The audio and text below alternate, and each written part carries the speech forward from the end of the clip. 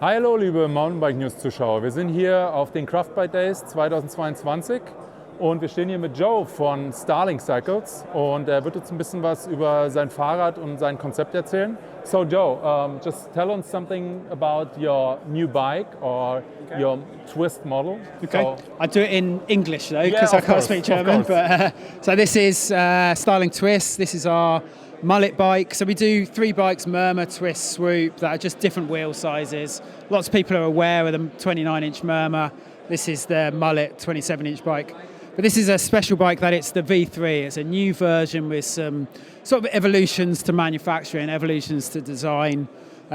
Quickly, we've got a nice new swoopier head tube gusset for sort of nice aesthetics. It was asymmetric now, it's a bit more swoopy now. We have a cast main pivot part here, which helps with manufacture, helps with strength. An adjustable shock mount is one of the key things. So the new bikes can fit both 230 and 210 shocks. Yeah. Yes. So on the same frame with a different shock, you can either run it as a trail bike or an enduro bike. Yeah. And you would tend to match the fork with the shock that you have. Yeah. But it just means if you get bored of your enduro bike, you fancy something a bit more lively, you buy a new shock, you can do what you want. So the current setup is like 160mm fork?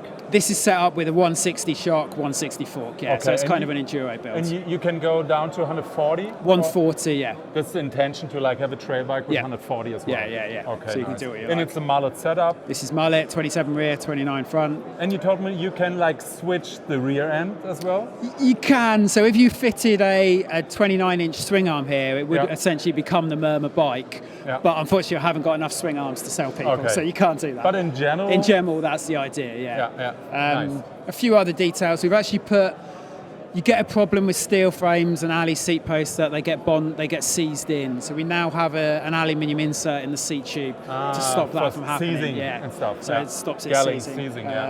Some slight geometry changes. The seat tube's now a degree steeper at 78. That's a good point. Yeah, which is positive. Especially for like tall people like me. Yeah. And the bottom bracket, we've raised a tiny little bit. Our bikes were always massively stable, so we've just moved the bottom bracket up a little bit to give a little bit more maneuverability. But what is the chain stay length? So on the 27 bikes, it's 435. On the 29, it's 445.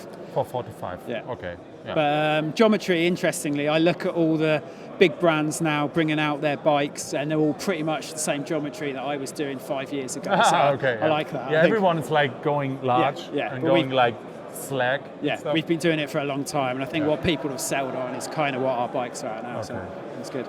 Okay, thank you. I think it's quite interesting bike. Sehr interessantes Fahrrad. Wenn ihr mehr wissen wollt über Starling, dann schaut mal auf die Website. Ich denke, da gibt es einiges Schönes anzuschauen.